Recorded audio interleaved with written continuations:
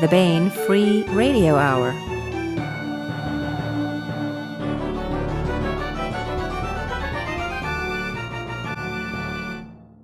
On the podcast, The Baen Guide to Gift Giving, and we continue our ongoing audiobook serialization of Timothy Zahn's Cobra, all right now.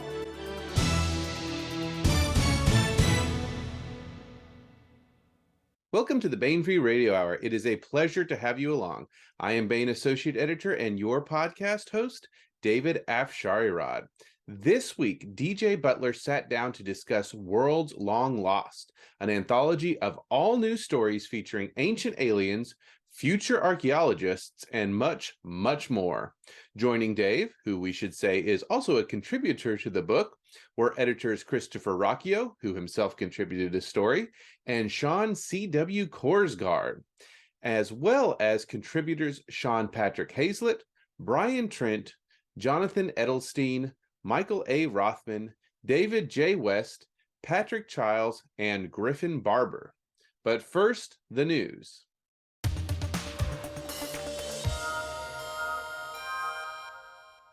Looking for the perfect gift this holiday season? Well, look no further. Give the Baen Books lovers in your life what they really want: more Baen Books with Baen Books gift cards. You decide the amount, but remember, e-ARCs are $15 a piece, monthly bundles $18. Pretty sure they already have everything?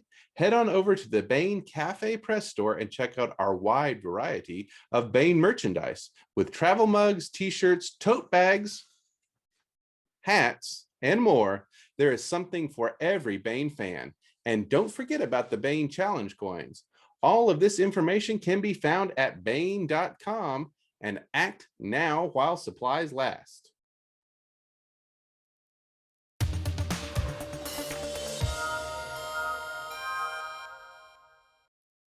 Welcome to the Baen Free Radio Hour. This is Dave DJ Butler, and I'm here with the two editors and many of the writers who contributed to our exciting Worlds Long Lost anthology, out December 6th in trade paper.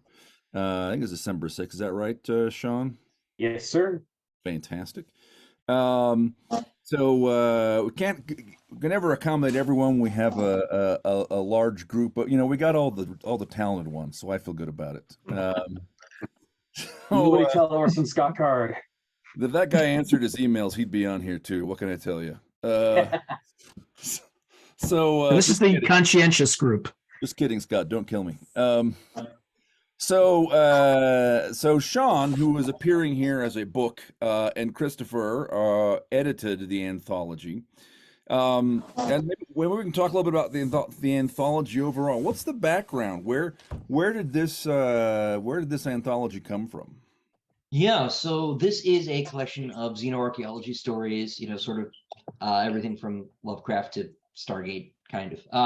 And this book started as spare cover art. I used to be junior editor at Baen Books, and we were going through the files, and we found this old Bob Eggleton painting that had never been used for anything before. It was a classic Eggleton landscape. You can see it behind Dave's shoulder or in lieu of Sean's face. And so Tony Weisskopf sat down and was like, what can we use this for? And I pitched the xenoarchaeology idea. She said, it's great, let's do it. It was at the time like the third or fourth anthology in the shoot for me, because that was one of the things I used to do sort of all the time, was put these together. So this one's actually been sort of brewing for like 3 years, because we found the cover art quite some time ago, and it took some time to get the get the band together. But I started to collect some authors, and once Sean replaced me in the office, I brought him on to sort of show him the ropes, how this whole anthology game is played. So very exciting. So Sean, am I right to understand then this is your first anthology you've edited? Yes, sir. As Christopher put it a little more nicely than I would, he offered me a spot to help edit this anthology, and I all but tripped over my own feet, my own tongue, and my own dignity for the chance. But I am very lucky to have learned a lot from Christopher in the process, worked with some outstanding authors, and I think we can all say that we've put together an anthology we can all be very proud of. So how do you, by the way, Bob Eggleton, that's he does the Chuck's Kane Riordan covers, right? That's Bob Eggleton? Most of them, yeah. I think there've been a couple artists on that series. Yeah. So one of the things you have to look a little closely to see, there's like a ship, right? The landscape on the cover is really massive. It's these huge, like, tumbled plinths or something. And there's like, you can tell because there's a little tiny ship with its like contrails passing through the middle of them. Okay, well, how do you pick a crew of writers then? I mean, Baen's got contact with hundreds of writers, thousands if you include people that aren't actually published yet with Baen. How do you go about getting submissions? Yeah, well, there's no wrong way to do it, or rather, there are lots of right ways to do it. Let's say, in my case, I had a couple names I knew I wanted to have in first place. I knew I wanted to get yourself, Dave, because I've just always include you in an anthology when I edit it. Tony Weiskopf suggested a fellow named Adam Oyebanji, who's not with us this evening, because we had failed to get his book. And so she wanted to get at least a short story from him, and he graciously agreed to join the group. And so there were a few other names, of course, I knew I wanted to have in the first place, mostly folks I'd worked with before on previous anthologies, because it's my 8th and my final one with Baen, since I'm not on payroll anymore. And then there were some names that Sean brought in. Sean reads a lot more than I do these days, particularly in the short fiction market. So he had some suggestions, and Sean also was dead set on getting Orson Scott Card, and all but bullied him into joining us. But you try to get a sort of broad spectrum, writers you think are going to give you different stories, because with a theme that sort of as broad as this, right? I wanted to do just xenoarchaeology stories, right? There's a lot of stuff that can fit into that umbrella, whether that's sort of, like I said, the Lovecraftian horror thing, or some adventure stuff, or maybe some more straight up hard science fiction. There's a lot of stuff you can do with that brush. And so I just went to a group of folks I was sure would give me, sort of different things. Very cool. And at least on my end, Christopher did a pretty good job filling the bases. I just had to bring in a couple other names, and at least the approach Christopher taught me was to look for the kinds of stories we had already, the kinds of authors we had already. We had some great military science fiction, a lot of Lovecraftian stuff, but we needed some more Niven-esque, your Ringworld, your scientific stories, your optimistic stories. And my two big contributions to that were, as Christopher said, getting Orson Scott Card, because I jokingly asked Christopher and Tony Weiskopf, who's the biggest author we've never had in a Baen anthology? And Card was the name we kind of settled on. I have no idea how I rolled the proverbial 20 to get him to agree to this, but Card did sign on, put in a great story, Giving Up on the Piano, which is one of the tail end stories of the anthology. But the other one is Mr. Jona-than Edelstein here, who has done some great short fiction in a lot of the magazines, but hasn't, I believe this is his first time ever appearing in a print book.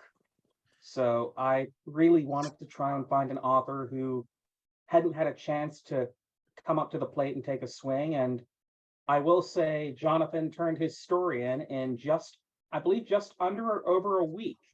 So for any other anthologists out there, Jona-than turns in his work pretty fast.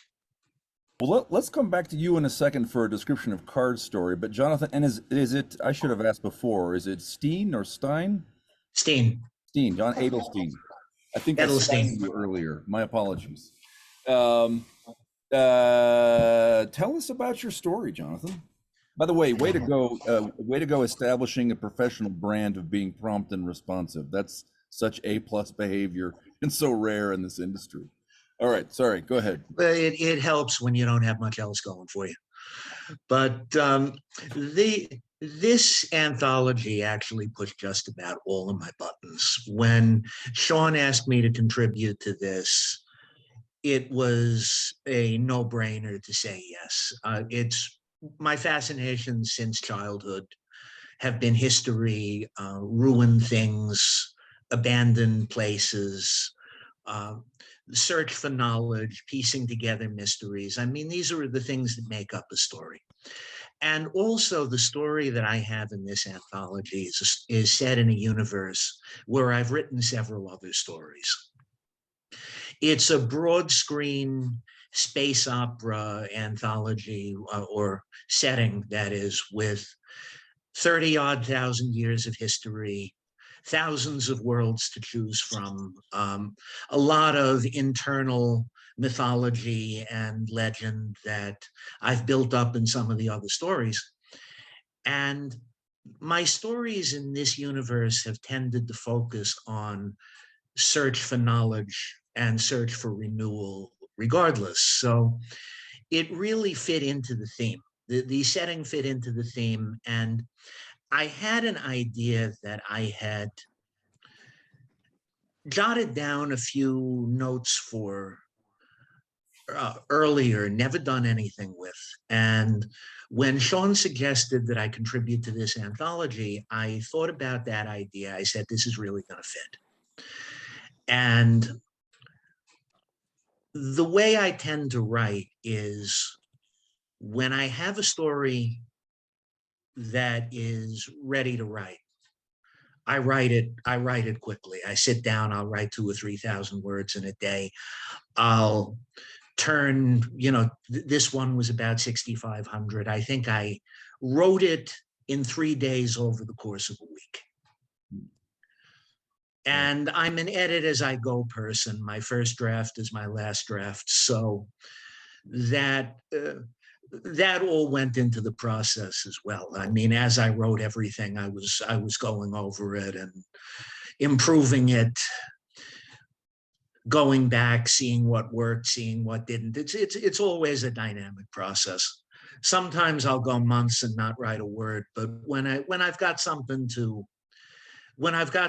that's really flowing, it flows. Yeah.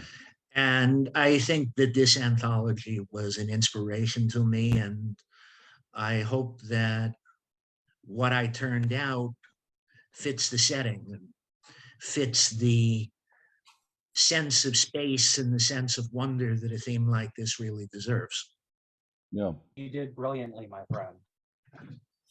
I certainly enjoyed it. I liked that it had I like the idea of the sort of listeners and their pebbles, right? And the idea that it wasn't, after all, a species, but something else. I like the ending had a very kind of less is not here, but it had a very kind of less hard SF sort of ending in a way, So it was a lot of fun to read. Yeah, thank you. Appreciate it. Sean, tell us about Scott Card's story. Giving up on the piano does not sound like space aliens to me. So half the reason, other than just trying to land the unlandable, was that when thinking of alien archaeology stories, Card was my first encounter with those stories. Some people it's Lovecraft, some people it's Larry Niven. For me, it was Ender weeping about having just committed xenocide in the formic ruins of Ender's Game. And I was actually surprised at the kind of story that Card turned in, giving up the piano.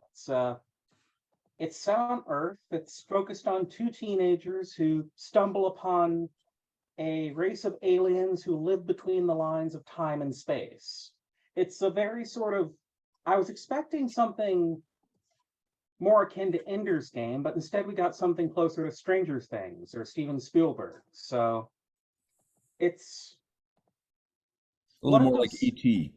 Yeah, it's one of the stranger stories in this anthology, which, given the strange nature of many of the stories of this anthology, I don't know. Jessica Kane's story was pretty weird.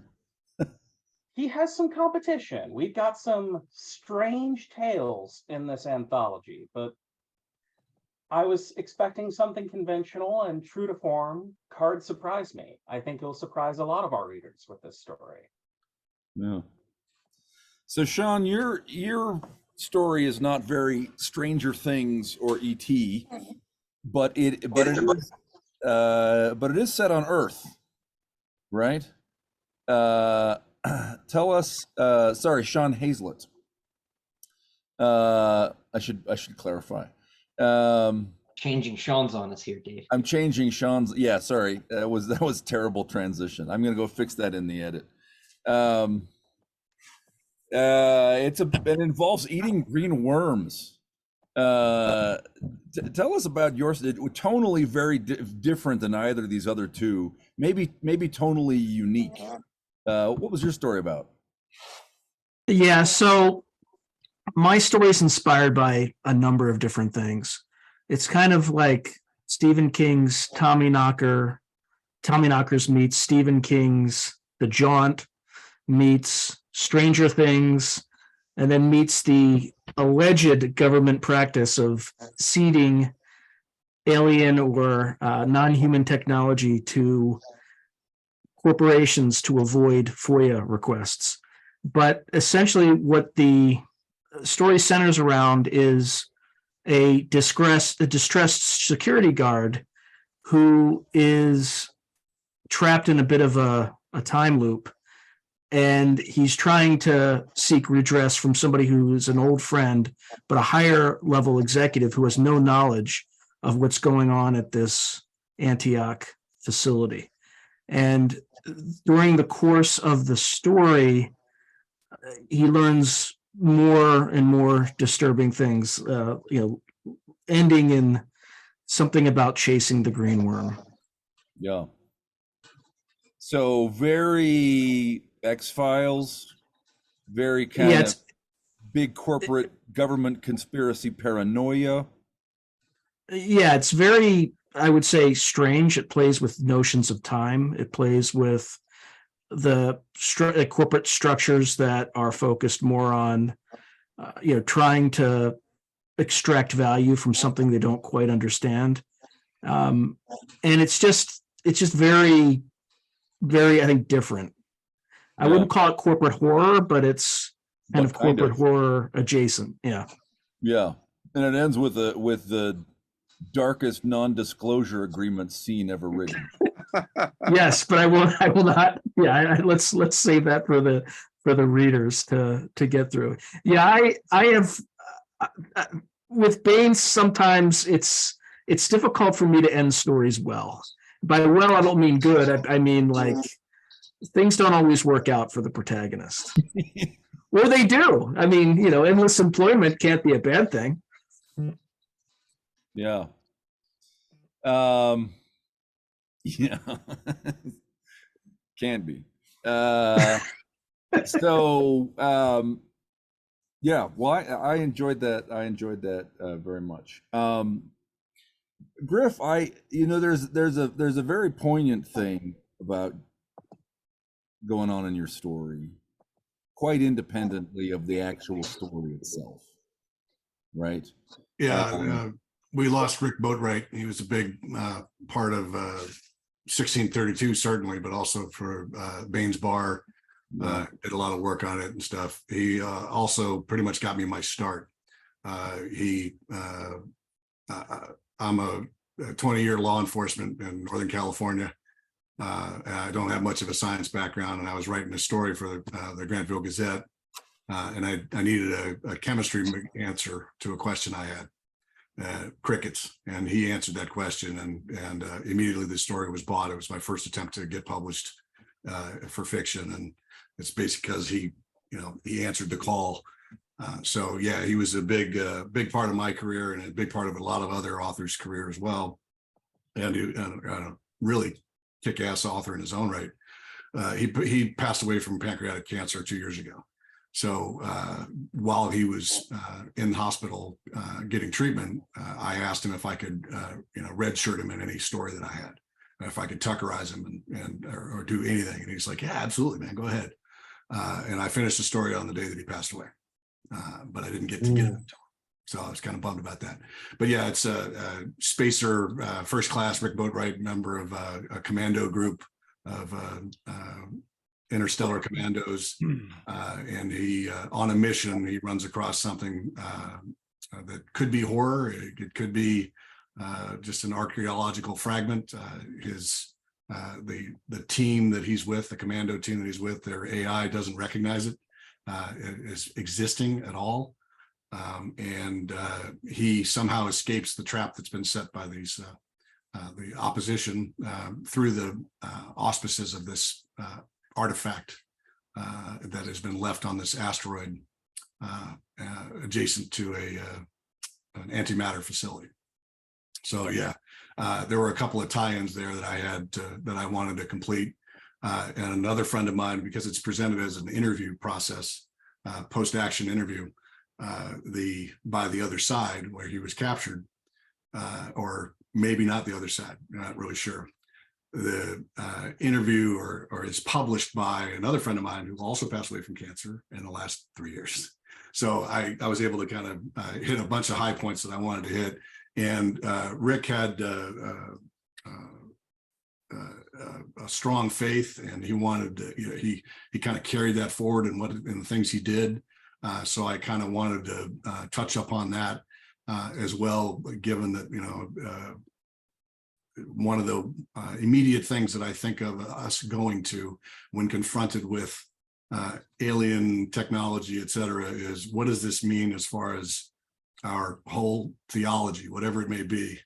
What will it mean for spirituality, et cetera, if they do or do not recognize certain things, if their powers seem, omnipotent, that kind of thing. So I wanted to explore a lot of that.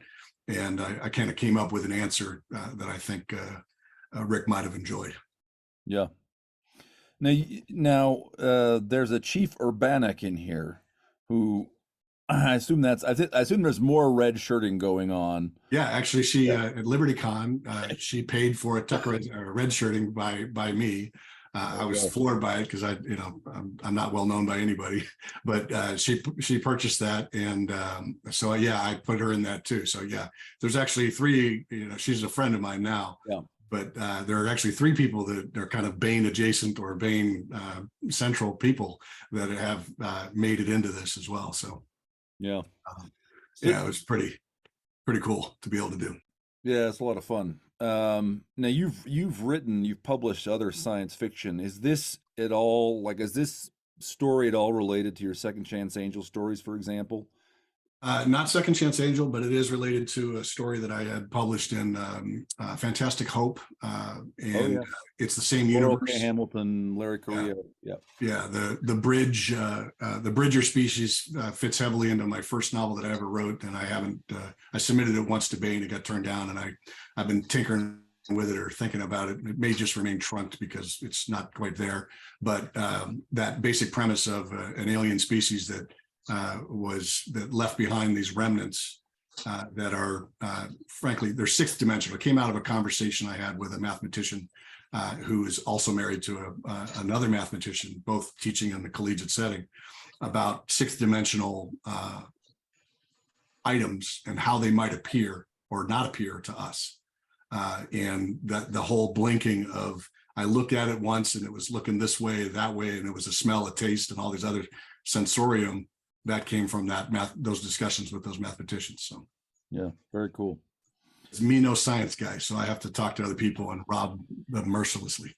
Yeah, I understand. Which is one of the things Rick was great at, by the way. Like I met him at LibertyCon, and my first time, and he basically said, "Just so you know, if you have any questions about engineering, you should come talk to me." He was a teacher, a high school chemistry teacher at one point, and a businessman, a consultant. He was an all around just a really generous man, and helped out legions of 1632 authors, but me in specific, again, multiple times. He was also a bit of a gunsmith and that kind of thing. So I had a team I have a friend who owns a gun store in Southern California. The most hostile environment for a gun store owner is outside of the UK. And so the two of them kind of tag teamed me on stuff that I was doing for weapons development for 1632 story and whether it was possible. Very cool. Very cool. I want to come talk to Mike Rothman in just a minute about tie-ins, in just a minute. But first, so we've got, not everyone is here. So Christopher and Sean of the Korsgaard variety, what of the stories that are whose authors are not here? You know, other than Orson Scott Card, do you have a particular favorite, or is there anyone you want to kind of call out as being surprising or compelling or whatever? Well, I'm not gonna, play favorites, right? Because everyone here will lynch me, right? But of the writers who are not here, the story. I talked about Adamonia Bonji a little bit earlier. That was a really fun story. It has a little twist ending you maybe see coming. It's kind of a classic kind of sci-fi story, but the setting That's what makes it good. Yeah, of course, right. It's always nice when you can kind of see where something's going in advance. There's a sort of special sort of joy of being right, that it's great to be able to give that to your readers. So that was a fun part. But his setting too had a very sort of like new space opera, like 80s, 90s space opera kind of feel to it, in a similar way to your story, Jonathan, which is something that I really like. I really like space opera of that period, and so that was a fun story. What about you, Sean? You already brought up Ayabanji, who obviously talented author, delivered a very almost Arthur C. Clarke style story with The Wrong Shape to Fly. So since you brought his story up, and again with the caveat that we don't have favorites, we have stories we like for different reasons, I would have to say either Gray Reinhardt's or Erica Campbell's story, just because both of them went in very dark Lovecraftian directions, but in very, very different ways. Gray with a very small personal scope, and Erica with a grand cosmic horror scope, both of whom really tapped into that cosmic horror vein in a way that even outside the anthology, you just don't see a lot within cosmic horror. So I know there was some fear going into this that we'd end up with 15 different Lovecraftian horror stories, but of the ones we have, they each tackle a different avenue and vein of that style of horror and cosmic science fiction, which is really good to see in an anthology. Yeah. One of the stories, again, just to sort of touch on stories that aren't represented here because the author couldn't make it at this time slot or whatever. But I already mentioned Jessica Kane's story, which is a pretty straight up, very Lovecraft-like Lovecraftian story, except that it's being told through transcripts of texts and telephone calls of this sort of couple that had, I think they were maybe more like a one-night stand, and then he left her for the woman he's really with, and so she's kind of like the stalker ex-girlfriend, but she's having this full-blown weird Lovecraftian things on her farm in like isolated Vermont or whatever it is. It's a very Lovecraft story, except that 100% it's all technology, maybe even social context Lovecraft would not have recognized. So my favorite Lovecraft story, The Color Out of Space. Actually, I'd say that's exactly what Lovecraft would have recognized. He would have done the same thing with letters. Yeah. It's an update. Social media is the updated version of that. Yeah, so that was a lot of fun. Mike has changed his background. So Mike, you've delivered a story which is it's more than just a tie-in. It's a little bit of an overlap with a novel that I have to confess an interest that we have coming out in March. So tell us about the story and maybe also a little bit about the novel. Sure. Okay. So when I first heard about, the World's Long Lost anthology, Dave and I were deep into, I don't know if we'd finished it or we were pretty close to finishing Time Trials, which, releases early next year. And it's like, well, I mean, like any good story, time travel starts with a what if, and I'm my own personal style. I oftentimes write prologues, but throw them away and hardly ever publish them. But it serves as good backdrop to inform some scenes, and we've got certain scenes in the book we were writing that were kind of hints. They're not main characters, but they're motivating to the larger arc of what is going to be a multi-book series. And it's like, okay, well, this short story and this anthology came along, and like, well, I guess that fits exactly to the theme of what we're doing, because we have this, from all the reader knows in the book is this cosmic, greater than life god, hypothetically godlike creature that seems to be pulling the puppet strings for a lot of things that are happening in the book. And I'm like, well, a lot of the prologue and a lot of the early thought that we had was, well, what's motivating the entire arc? So, as authors, we know, what the bigger picture is, but we don't say everything. So this short story was an excuse for us to give some of that backstory, and Rise of the Administrator, I guess the way, the easiest way for people to relate to it, in my view, would be, and Dave might look at it differently, is that people are familiar with, those people who are familiar with Star Trek and Q, the godlike creatures from the future. Imagine if you were going to get a backstory of what, where did Q come from? Where did that Q continuum start from? In my mind, a lot of that kind of is answered in the Rise of the Administrator. Imagine, the character Q being the puppet master of some kind. And where did they start from? And so Rise of the Administrator really does cover a lot of intermixing between our history, how does, I'm going to call it the Q because people can probably relate to it, but how does the Administrator interact with our own ancient history?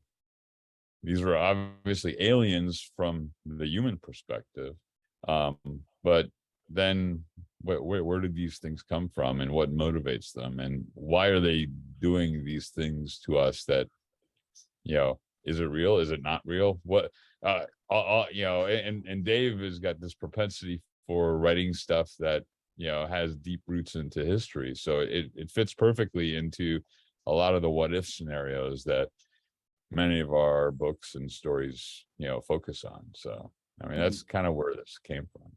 Yeah.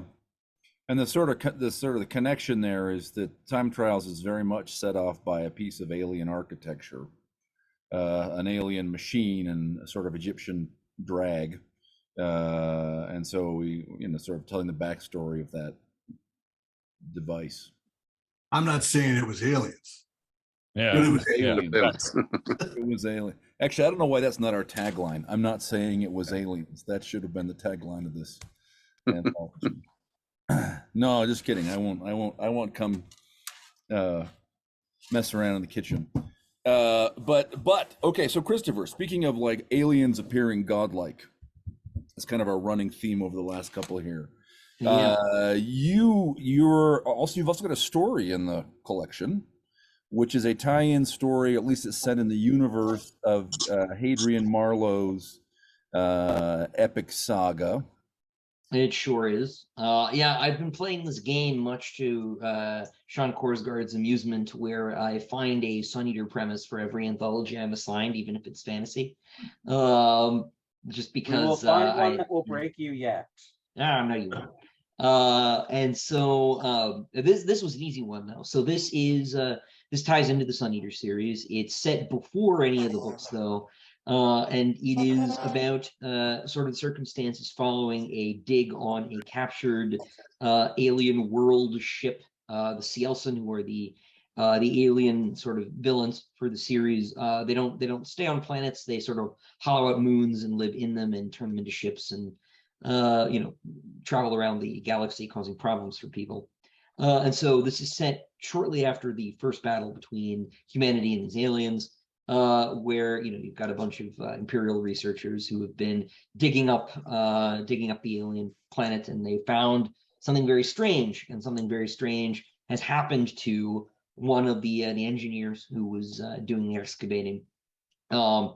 It turns out there may be more than one alien species involved in the whole thing, and one of them, this is a very strange thing to have happen perhaps twice in one anthology, has sort of hyperdimensional abilities, and has, despite being seemingly dead, it affected the character in a way that sort of has altered his relationship with three-dimensional space, let's say, and it's he's not having a good time. So. Yeah. I really enjoyed the story. It was cool. No, thanks, man. This was a really hard one for me. I think I wrote it 3 times and threw away the first 2 versions because it wasn't converging, which was unusual for me. This story was a pain in the neck to write and to get right.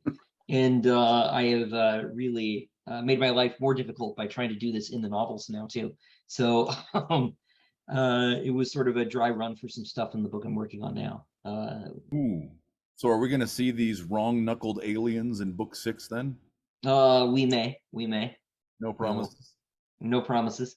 But something's going on for sure. Yeah. Do you have a release date for book 6 yet? For book 6, no. Book 5 is out just a week after this book is out, so it'll be out on the 13th of December. That's Ashes of Man. Book 6, I'm working on, but more on that in the near future, I think. Yeah, very, very exciting. Hey, I think checking my list, I think the one writer who's gotten mentioned, but his story hasn't got mentioned yet, is Les Johnson. Those of you who don't know Les, he's written with Travis Taylor. He's writing with Larry Correia, and he's an actual NASA rocket scientist. We like to keep a few of these guys around to look legitimate. But NASA's actually building a solar sail craft that is Les's project. And it was a very Les Johnson kind of story where the basic idea is that the artifacts that we find left by alien races need not be buildings, right, or devices. They could be the planets themselves, because what happens is an exploratory team basically finds a planet with two, it's 3 planets all in the same orbit, because 2 of them are in the Lagrange points, and it's stable. It appears to be long-term stable, implying that there's some technological, super advanced technology holding these all in the same orbit, which then of course terrifies the discoverers, because anyone who could do this can wipe us out, and it sort of ends on this big discovery, and then this kind of fun note of suspense. So all right, Brian, I feel like you've been on pins and needles. You've been anxious to talk. Speaking of Lovecraftian, right? Tell us about the Thovogri and the Gloom Knots and the story that you wrote. Well, Howlers in the Void, I wrote it, I don't write in that universe. My universe of Red Space Rising is, more realistic, but I really wanted to go pulp with this and fill the universe, fill the galaxy with all these different races. But I always liked, it's not just, Lovecraft is an obvious touchstone, but also Arthur Macken's The Great God Pan, The King in Yellow. I always liked the idea growing up of looking at something that the human mind wasn't able to process. And that's where the Gloom Knots came from. So just to look at them, it's rewriting their brains. And these things have been seeded throughout the galaxy. And whoever discovers them ends up being subconsciously rewritten and then coming back to the planet of origin, along with their crew and the technology and everything else. Like you're casting lures out around the galaxy. So I had a blast writing it, because it was very unusual by the kind of fiction that I usually write. And the Thovogri, of course, are these space pirates, but I didn't want to go human. That's the thing. I didn't want to go the Star Trek rubber suit alien look. I mean, the Thavogri are radiates. They're starfish-like things. And then I got to have hints of other crustacean-like things and mollusk-like things. But ultimately, the horror you don't see completely, but it's beyond all of them. You know, we're all these different species that have been competing through the book. All the implied backstory is we're the new kids on the block. There's something older and more horrifying, and we are the insect, the ants that wandered into the trap without realizing it. And God knows how long they've been doing this for, right? So I think I delivered it to you on Halloween, and that was complete by accident. I just was trying to finish it. I drew from October themes and October inspirations, and yeah, I'm glad you liked it. Yeah, something in the air. There's something in the air, exactly. Yeah. There's this great moment where you think that maybe what's going on is that a generation ship has crashed here, and they survive first by cooking and eating their own frozen embryos, and then by luring people in like some kind of demented 17th century pirates on a rock kind of story. On a reef, yeah. And that's like horrifying and disgusting, but no, actually it's worse. It's worse. There was the main character did talk about the ways they might be able to survive by making use of the larva from this ship, and the living blankets on this ship, and all these different things. But yeah, it's even more horrifying. It's sort of the whole story is built like almost like a pyramid of horror, right? I mean, just one hurdle after another, reaching the demented capstone. Yeah, and it was a great place to play. The ending horrifying. It's horrifying as he smiles with a gleeful smirk. Well, yeah, taken by itself, the last two sentences are very upbeat.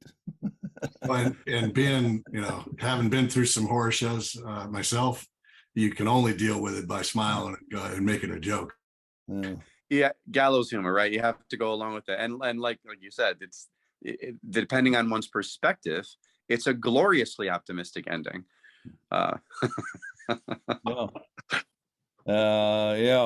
Lord. So, all right. So, speaking of pulp, David West, you've written stories about Crunia before, right? No, I meant to. That's why you meant to. You've been sitting on this Crunia idea for like 8 years or something. Now. I had the idea of what if we sent a guy to Crunia. Yeah. So what is Crunia, first of all? He gets warped back. What's that? What is Crunia, first of all? I first heard about it as our second moon, even though it's not really a moon. Not. Yeah. It's this big asteroid that's got a weird elliptical orbit around us, and I started playing with the idea. Well, what if we found it a little bit earlier than we thought, and we send a guy out to check it out? But it came to me was something I'd heard about called the Black Knight satellite, and you always hear about that in like ancient stuff. And so my story was kind of like, how did that get there? What is that? And then the story kind of went somewhere else, but it's tied in. And so it's pulpy, and I kind of can't believe that I didn't do something Lovecraftian, because I do that half the time with my shorts. So I was kind of surprised that's not where I felt like going with this. Yeah.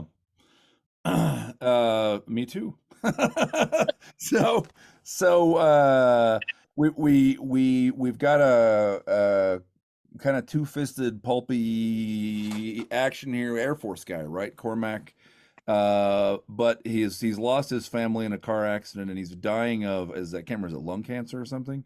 He's got cancer, yeah. He's got cancer, right? So he volunteers for basically this suicide mission, but it turns out that he doesn't land on Crunia in any way that we would recognize in like scientific or engineering literature. He ends up, or at least it looks like he ends up, in ancient Sumer, trying to joining the rebellion against the Sumerian gods holding humanity down. Yeah, the Anunnaki. And yeah, some of that I just kind of went where the muse led me, and I was didn't until the story was done and Chris and Sean mentioned it. They're like, "Oh, it's got kind of a the man who would be king vibe," and I'm like, "Oh yeah, I guess it does." Because that Goes wasn't into the Robert Howard quote. That's the part when you say, "Yeah, I meant to do that." Correct. I didn't mean to do that. Absolutely. I haven't gotten to your story yet, but I'm looking forward to that. And all the more now because I love Sumer and Babylonia and Bronze Age. Yeah. Yeah, and I wouldn't say it's super historically accurate. I was more just doing a pulp, playing around with space opera with Anunnaki and the Black Knight satellite, and just having fun with it. Well, and again, that feeds back into the Curious Robert E. enough. Howard thing. Right. Right. Yeah. Yeah, a lot of fun. All right, Pat, I've been saving you for last so you can make us look respectable no matter what we'd said before now. Well, and the Sumer thing is a nice Oh, that's segue. true. We're sort of elevated. We're kind of a little intellectual kind of ending, but actually, there's a nice connection there with Pat's. Pat's got it's a hard science fiction story with cuneiform in space. So tell us how you got there. I'm very curious. Well, okay. And I've been debating this whole time of how much to tell without giving too much away, and I'm still learning how to do that. Well, I was approached by Christopher to contribute to this. About the same time, I was working on Escape Orbit, which is coming out from Baen in April. And I thought this was a perfect opportunity to do a tie-in because Escape Orbit, it's a sequel to my first Baen novel, Frozen Orbit, and both get into they're about a lot of things, obviously, but one of the things they touch on is origins of life. How did we get here? With Escape Orbit, it gets into more of, where did we as a civilization come from? And I thought a story in this anthology would be a great opportunity to work those muscles a little bit and do a tie-in. And so, yeah, it involves an archaeological expedition on another planet in another star system, and they're exploring ruins that are obviously extremely old, and they've been abandoned for some time. They don't have any clue about this civilization that they're trying to uncover, and they find something that's equivalent to an alien Rosetta Stone. And when they get to trying to decipher it, they find a few things that are kind of startlingly familiar. And again, I don't want to give away too much, but they learn a lot of surprising things about where we came from as a civilization, and that maybe the cradle of humanity isn't quite where we thought it was. Yeah. And these explorations are happening out in around the star Sirius, right? Or Sirius Alpha, I guess it is. Yes. Which the explosion happens because we discover a wormhole that allows us to transit there. Solar system, correct. And that's part of the connection to Escape Orbit and Frozen Orbit is those is that wormhole idea. Yes. Yeah. Yep. That in Escape Orbit, what happens is, and this probably isn't giving too much away because it happens pretty early in the book, but it's kind of a rogue expedition to find what we now call Planet 9. The idea that there's some gravity well out there that's been drawing some Kuiper belt objects towards it. And well, what if it's there's obviously some sort of gravitational field out there, but it's not a planet. And so that's what they find. And I have to give Les Johnson a shout out because he was able to connect me with a physicist at Baylor who helped me understand it, and at least enough to write about it. And my goal is always to be able to write about these things and not get laughed out of the room by the people who actually know what they're talking about.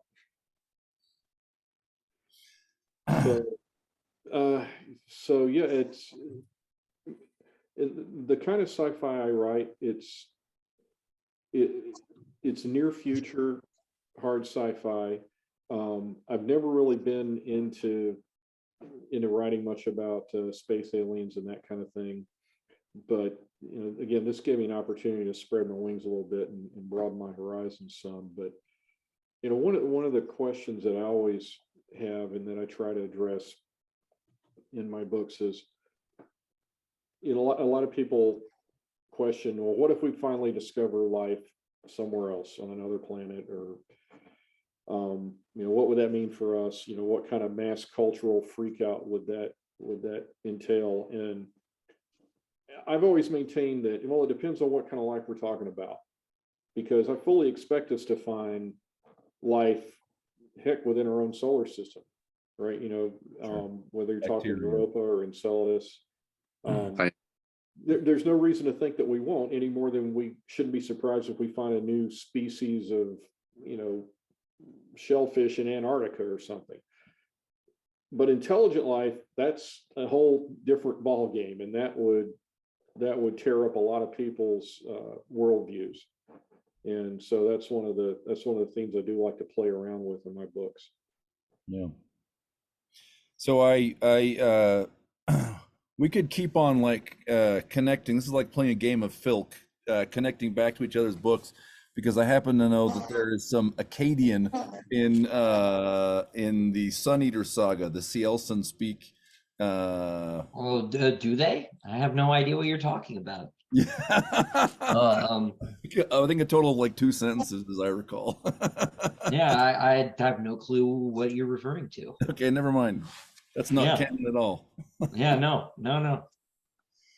So fantastic. Well, listen, does anyone have any other comments they want to make, or things they want to discuss, or anything they want to throw out there for the team here? Just want to say it's a wonderful anthology. I haven't finished it yet, but it was wonderful to be part of it. Love the concept. Love the artwork. It's a great volume, and I really hope and trust the readers are going to love it. Yeah, well, thanks for being a part of it, and thank you all. Couldn't have done it without any one of you, right? So thanks for being a part. Yeah, it was It's actually, I was going to say the same thing, that half the fun of being part of any kind of collection is reading the other stories, seeing what a whole pile of other talented people did with the same theme. And this anthology is a lot of fun, both to write for and to read. And if any of our sorry, you guys first. Oh, go ahead, Sean. And if any of our listeners or viewers are still on the fence, despite this wonderful list of talent, there will be a free story on Baen.com written by me promoting the anthology. Oh, I was just going to ask why you didn't have a short story. Okay, there's the answer. Your story goes on the website. Cool. Dave, also, I like the way you split it between clean-shaven people and people with beards.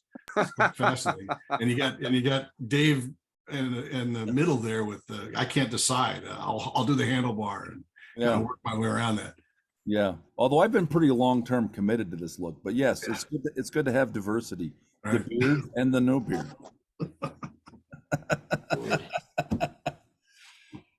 Fantastic. Hey, thank you everybody for listening, and thank you everyone for joining us tonight on the podcast. Again, that is Worlds Long Lost, out in trade paperback on December 6th, and also in all ebook formats. And if you buy them at Baen.com, they are DRM free as always, of course.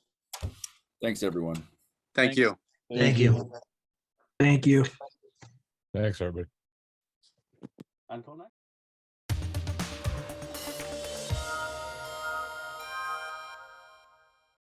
And now we bring you Timothy Zahn's Cobra.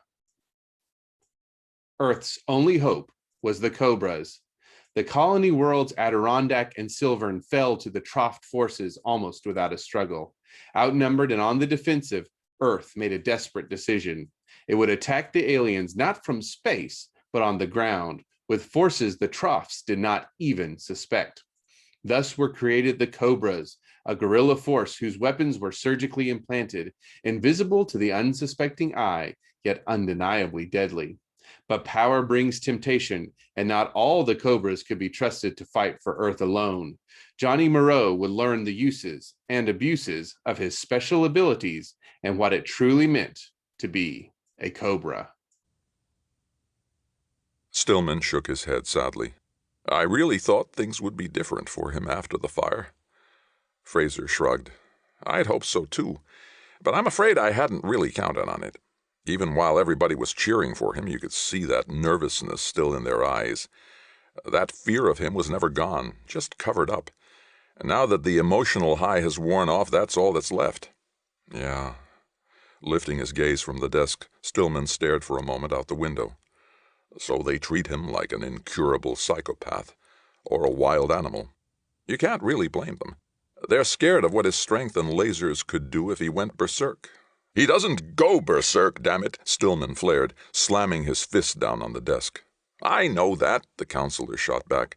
Fine, so you want to tell everyone the truth? Even assuming Vanis Darl didn't jump down our throats for doing it, would you really want to tell people Johnny has no control over his combat reflexes? You think that would help? Stillman's flash of anger evaporated. No, he said quietly. It would just make things worse. He stood up and walked over to the window. Sorry I blew up, Sut. I know it's not your fault. It's just... He sighed. We've lost it, Sut. That's all there is to it. We're never going to get Johnny reintegrated into this town now. If becoming a bona fide hero didn't do it, then I have no idea what else to try. It's not your fault either, Teague. You can't take it personally. Fraser's voice was quiet. The Army had no business doing what it did to Johnny, and then dropping him on us without any preparation. But they're not going to be able to ignore the problem. You remember what Darl said? The Cobras are having trouble all over the Dominion. Sooner or later, the government's going to have to do something about it. We've done our best. It's up to them now. Stillman's intercom buzzed. Walking back to his desk, the mayor tapped the key. Yes? Sir, Mr. Do Sin just called from the press office. He says there's something on the Dome press line that you should see. Thank you. Sitting down, Stillman turned on his plate and punched up the proper channel. The last 3 news items were still visible, the top one marked with a star indicating its importance. Both men hunched forward to read it. Dominion Joint Military Command HQ, Asgard. A military spokesman has announced that all reserve Cobras will be recalled into active service by the end of next month. This move is designed to counter a Minthisti buildup along the Dominion's Andromeda border. As yet, no regular Army or Star Force reserves are being recalled, but all options are being kept open. I don't believe it, Fraser shook his head. Are those stupid Minthisti going to try it again? I thought they learned their lesson the last time we stomped them. Stillman didn't reply. Vanis Darl swept into Mayor Stillman's office with the air of a man preoccupied by more important business. He nodded shortly to the 2 men who were waiting there for him and sat down without invitation. I trust this is as vital as your message implied, he said to Stillman. I postponed an important meeting to detour to Horizon. Let's get on with it. Stillman nodded, determined not to be intimidated, and gestured to the youth sitting quietly by his desk. May I present Jamie Morrow, brother of Cobra 3 Johnny Morrow. He and I have been discussing the reserve call-up set for later this month in response to the alleged Minthisti threat. Alleged? Darl's voice was soft, but there was a warning under it. Stillman hesitated, suddenly aware of the risk they were taking with this confrontation. But Jamie stepped into the gap. Yes, alleged. We know this whole thing is a trumped-up excuse to pull all the Cobras back into the Army and ship them off to the border where they'll be out of the way. Darl looked keenly at Jamie as if seeing him for the first time. You're concerned about your brother, of course. That's only natural, he said at last. But your allegations are unprovable and come perilously close to sedition. The Dominion makes war only in self-defense. Even if your claim was true, what would such an action gain us? That's precisely our point, Jamie said calmly, showing a self-control and courage far beyond his 19 years. The government is trying to solve the Cobra problem, clearly, but this isn't a solution. It's merely a postponement. And yet the Cobras were generally unhappy in their new civilian roles, Darl pointed out. Perhaps this will actually be better for them. Jamie shook his head, his eyes still holding Darl's. No, because you can't keep them there forever, you see. You either have to release them again someday, in which case you're right back where you started, or else you have to hope that the problem will work itself out. Darl's face was an expressionless mask. What do you mean by that? I think you know. For just a second, Jamie's control cracked and some of the internal fire leaked out. But don't you see? It won't work. You can't kill off all the Cobras, no matter how many wars you put them through, because the Army will be making new ones as fast as the old ones die. They're just too blasted useful for the brass to simply drop the project. Darl looked back at Stillman. If this is all you wanted, to throw out ridiculous accusations, then you've wasted my time. Good day to you. He stood up and headed toward the door. It isn't, Stillman said. We think we've come up with an alternative. Darl stopped and turned back to face them. For a moment he measured them with his eyes, then slowly came and sat down again. I'm listening. Stillman leaned forward in his chair, willing calmness into his mind. Johnny's life was riding on this. The Cobra gear was designed to give extra speed, weaponry, and reflexes to its owners. And according to Jamie, Johnny told him the original equipment included vision and auditory enhancers as well. Darl nodded once, and Stillman continued. But warfare isn't the only area where these things would be useful. Specifically, how about new planet colonization? Darl frowned, but Stillman hurried on before he could speak. I've done some reading on this in the last few weeks, and the usual procedure seems to involve 4 steps. First, an initial exploration team goes in to confirm the planet is habitable. Then a more extensive scientific party is landed for more tests. After that, you usually need a pre-colony group to go in with heavy machinery for clearing land and starting settlements. Only then does the first main wave of colonists arrive. The whole process can take several years and is very expensive, mainly because you need a small military base there the whole time to protect the explorers from unknown dangers. That means feeding a few hundred men, transporting weapons, and lots of support gear. I know what it involves, Darl interrupted. Get to your point. Sending in Cobras instead of regular soldiers would be easier and cheaper, Stillman said. Their equipment is self-contained and virtually maintenance-free, and they can both act as guards and help with the other work. True, a Cobra probably costs more to equip than the soldiers and workers he'll replace, but you've already got the Cobras. Darl shook his head impatiently. I listened this long because I hoped you might have come up with something new. Comité Horm considered this same idea months ago. Certainly it would save money, but only if you've got some place to use it. There are no more than a half-dozen habitable worlds left within our borders, and all have had a preliminary exploration. We're hemmed in on all sides by alien empires. To gain more worlds, we would have to go to war for them. Not necessarily, Jamie said. We could go past the aliens. What? Here's what we have in mind, Stillman said. The Trofts just lost a war to us, and they know that we're still strong enough to really tear into their empire if we decided to invade.